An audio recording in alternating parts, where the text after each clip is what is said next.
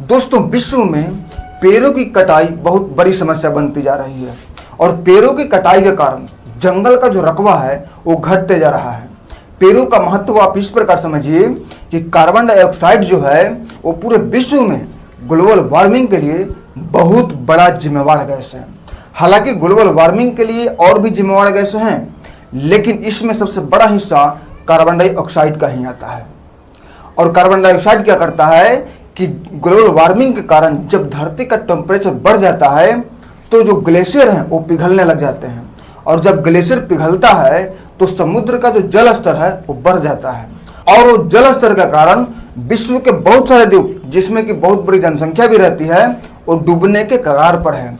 इसमें भारत के द्वीप भी शामिल हैं।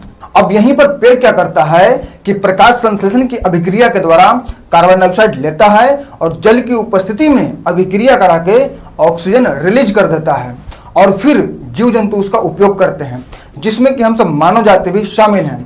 और जब हम लोग ऑक्सीजन को लेते हैं, जीव जंतु ऑक्सीजन लेता है और वो कार्बन डाइऑक्साइड रिलीज करता है, तब फिर से पेड़ क्या करता है कि प्रकाश संश्लेषण की अभिक्रिया के द्वारा वो कार्बन डाइऑक्साइड ग्रहण करता है और फिर वो जल की उपस्थिति में उसे अभिक्रिया करा के ऑक्सीजन रिलीज कर देता है, और तब उस ऑक्सीजन को हम सब जीव जंतु सब ग्रहण करते हैं। तो इस तरीके से ये जो सर्कल है ये चलते रहता है। लेकिन समस्या तब हो गई जब पेड़ों की कटाई अंधाधुंध हो गई, जिसके कारण पूरे विश्व में समस्या का जन्म हो गया।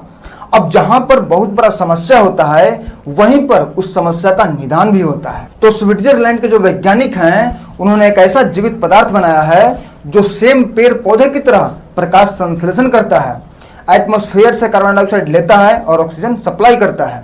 और यही नहीं, उससे भी बढ़कर कार्बन डाइऑक्साइड का जो कार्बन होता है उससे ऐसा सीमेंट टाइप का ऐसा पदार्थ बनाता है जिससे कि भवन निर्माण हो सकता है। और आप लोगों को बता दूं कि 20 साल में जितना देवदार का वृक्ष कार्बन डाइऑक्साइड को सोख कर ऑक्सीजन देता है उतना ही 1 साल में देता है। मतलब कि अगर ये प्रयोग सफल रहा, और सफल हुआ भी है, इस प्रयोग को 400 दिनों तक किया गया, जो कि 400 दिनों तक लगातार काम किया है और ऑक्सीजन की सप्लाई अच्छा किया है। मतलब कि अगर ये प्रयोग व्यवहार में आ जाए तो जैसे हर मोहल्ले में, हर घरों में अगर इसको रख दिया जाए तो निश्चित तौर पर वहां उतना ही ज्यादा ऑक्सीजन का सप्लाई होगा, वहां उतना ही ज्यादा ग्लोबल वार्मिंग की रोकथाम होगा, वहां उतना ही ज्यादा लोग बीमारियों से दूर रहेंगे जैसे कोई गांव के जंगल झाड़ी में रहते हैं।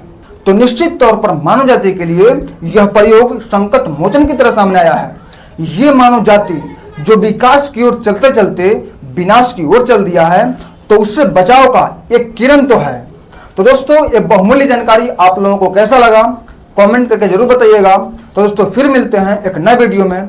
तब तक के लिए जय हिंद, जय भारत।